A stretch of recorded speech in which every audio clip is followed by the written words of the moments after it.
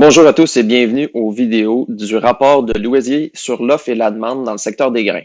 Le rapport de mai est le premier de l'année pour le rapport de l'année récolte 2021-2022, donc celle qui va s'en venir.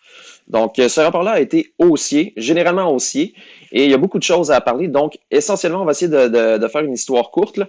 Donc, on va commencer par le maïs. Au niveau du maïs, on voit que les stocks de début ont reculé d'environ 95 millions de boisseaux, et ça en raison d'une augmentation des estimations des exportations pour l'année précédente, c'est-à-dire 2020-2021, d'environ 100 millions de boisseaux. La production devrait augmenter de 808 millions de boisseaux par rapport à l'année précédente pour la situer à près de 15 milliards de boisseaux cette année. Il faut savoir que l'année récolte précédente avait été moins bonne en raison du déréchaud qui avait frappé l'été dernier.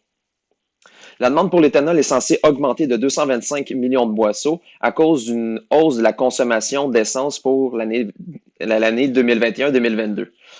Au niveau des exportations, il devrait chuter d'environ 325 millions de boisseaux par rapport à l'année précédente.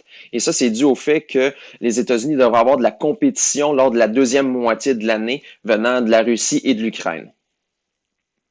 Les stocks sont censés se renforcer de 250 millions de boisseaux pour s'établir à 1,51 milliard de boisseaux.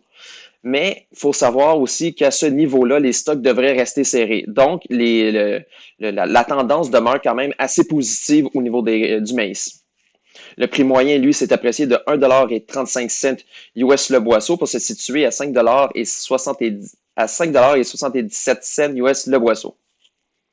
Les autres pays devraient profiter de la hausse des prix qui sont des prix à la bourse et donc la croissance de la production devrait se faire de 4 millions de tonnes en Argentine et de 16 millions de tonnes au Brésil, ainsi que de 7,2 millions de tonnes en Ukraine, de 2,72 millions de tonnes en Union européenne et de 7,33 millions de tonnes en Chine. Par conséquent, les stocks mondiaux devraient s'intensifier de 8,77 millions de tonnes.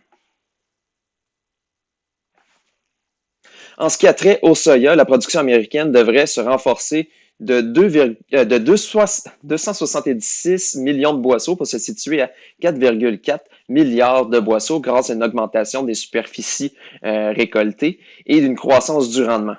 La demande pour la trituration devrait se renforcer de 35 millions de boisseaux. Et ça, c'est dû au fait que les marges pour les triturateurs est particulièrement bonne présentement. Et ça, c'est dû au fait que le prix de l'huile est élevé et que dû à une croissance de la demande du secteur du diesel renouvelable. Les exportations, elles, devraient reculer de 205 millions de boisseaux par rapport à l'année dernière. Les stocks, eux, devraient s'élever de 20 millions de boisseaux pour rester à un faible niveau, c'est-à-dire environ à 140 millions de boisseaux par rapport à cette année à 120 millions de boisseaux.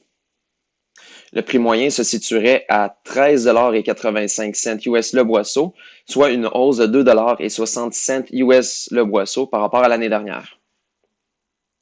À l'international, les pays de l'Amérique du Sud devraient profiter des bons prix du soya pour accroître la prochaine production. Elle hausserait d'environ 5 millions de tonnes en Argentine et de 8 millions de tonnes au Brésil afin d'atteindre un record de 144 millions de tonnes pour le Brésil. Les importations chinoises, elles, devraient se redresser de 3 millions de tonnes pour s'établir à 103 millions de tonnes.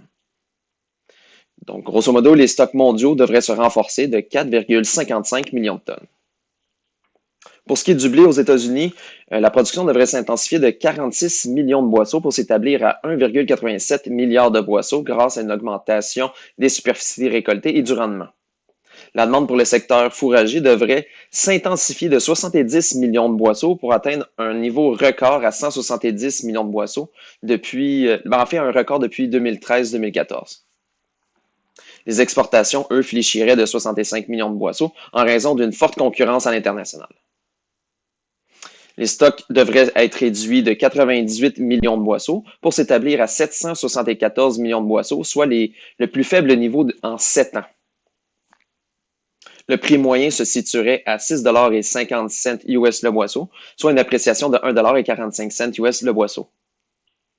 La production mondiale devrait s'accroître de 12,88 millions de tonnes, et ce, en raison d'une augmentation dans plusieurs pays, dont l'Argentine, l'Union européenne, l'Ukraine, la Chine, l'Afrique du Nord et les Royaumes-Unis, qui compensent la réduction qui a lieu au Canada, en Australie et au Moyen-Orient. La consommation mondiale devrait elle aussi s'apprécier, cette fois de 7,81 millions de tonnes en raison d'une plus grande consommation pour l'alimentation humaine, les semences et le secteur industriel.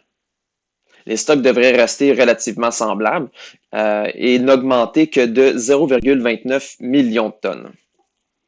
Ce fut un aperçu rapide du rapport de l'OSDA du mois de mai. J'espère que cela vous a plu. Si vous voulez en savoir davantage, je vous invite à lire notre analyse complète sur notre site internet au www.pgq.ca. Je vous donne rendez-vous dans un mois pour l'édition de juin.